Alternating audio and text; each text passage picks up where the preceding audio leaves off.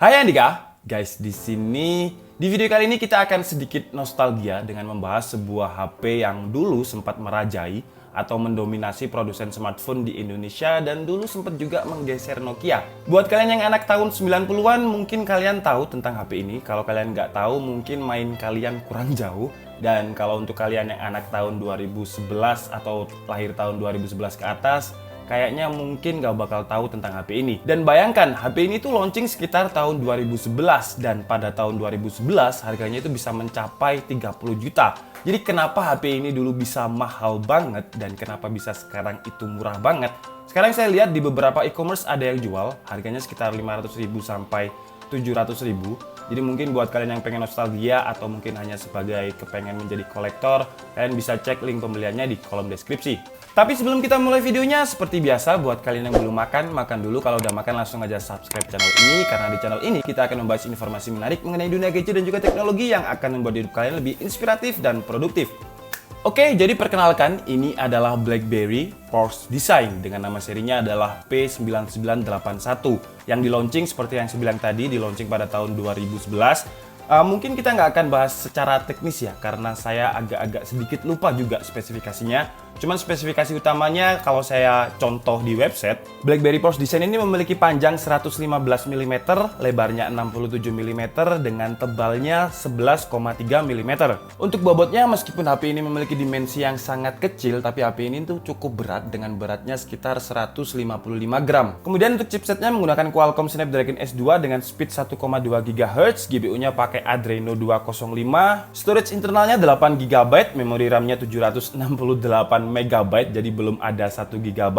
Kemudian untuk kameranya memiliki 5 megapiksel dengan autofocus plus center atau LED flash. Kemudian untuk video resolusinya ada di 720p. Di sini saya nggak mau membahasnya secara teknis karena menurut saya juga nggak bakal ada orang yang mau beli BlackBerry Force Design ini kecuali mungkin hanya sebagai koleksi atau sebagai pengen gaya-gayaan aja. Karena biar kayak kesannya, wah HP-nya dulu beli 25 juta, padahal belinya second 700.000. Dan HP ini dulu sekitar saya SMA itu tahun 2007, saya lulus tahun 2009, bener ya? Ya berarti saya sekitar kelas 1 SMA tahun 2007. Kalau kalian udah punya HP BlackBerry, wah itu kalian bisa disangka sultan banget.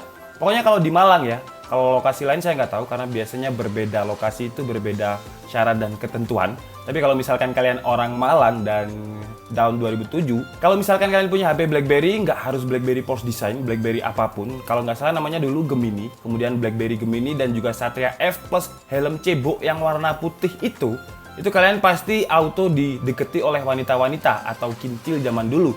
Cuman kalau sekarang menurut saya udah agak upgrade ya. Kalau dulu Satria F cebok putih dan juga BlackBerry, sekarang harus iPhone, mobil, dan mungkin apartemen dan juga rumah. Dan kenapa BlackBerry Force Design ini harganya bisa mencapai 30 juta banget atau mahal banget?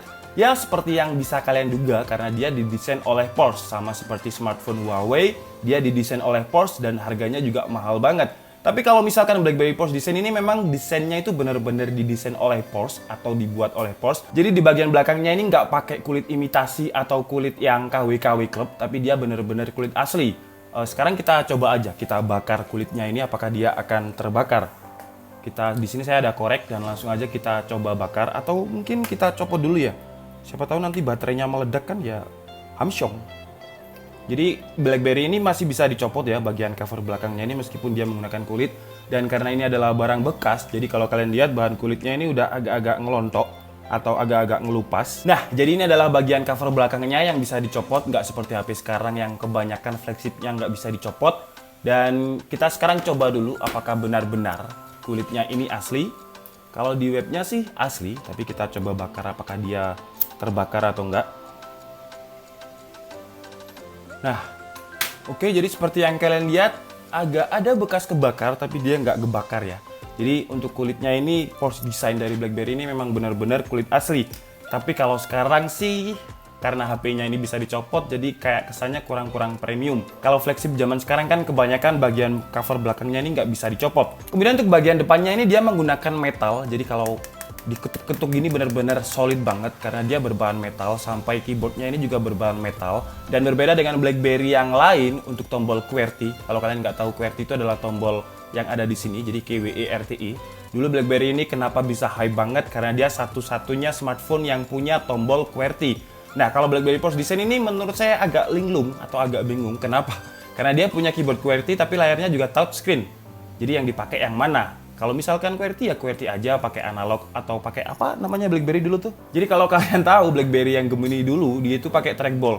Jadi kayak mouse yang zaman dulu lah. Jadi dia nggak pakai sensor tapi pakai trackball. Tapi kalau BlackBerry Design ini dia nggak pakai analog atau pakai trackball, tapi dia pakai kayak navigasi seperti ini. Dan untuk tombol keyboard QWERTY-nya ini juga berbeda dengan BlackBerry yang lain. Kalau kalian lihat di sini tuh ada kayak lekukan-lekukan yang porsche banget. Jadi ini nggak kayak BlackBerry itu beli nama di Force Design nggak, tapi benar-benar didesain oleh Porsche.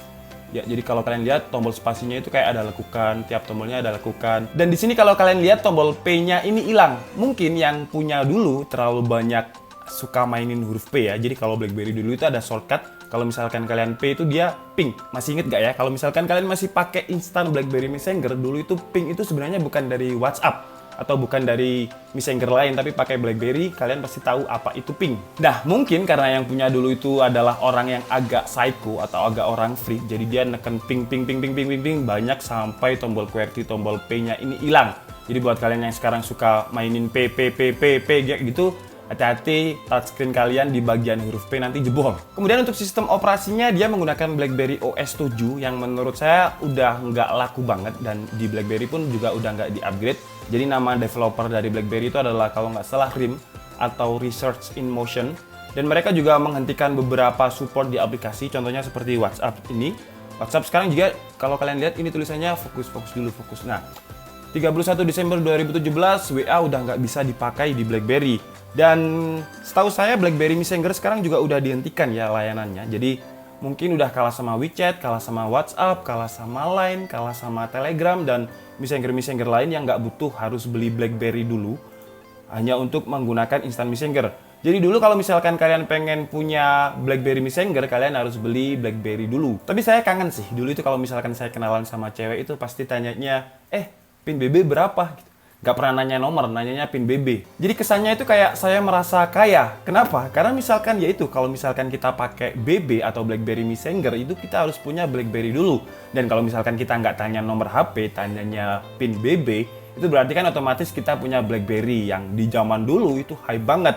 Tapi kalau ceweknya jawab, nggak punya pin BB, berarti mungkin muka saya agak kurang, padahal dia kan punya seharusnya. Sekarang kita coba dulu untuk sistem operasinya, apakah ada aplikasi yang paling enggak masih bisa digunakan gitu loh ya. Kita coba kamera dulu, apakah kamera 5 megapiksel dari BlackBerry ini udah lumayan. Sekarang kita coba foto korek ini.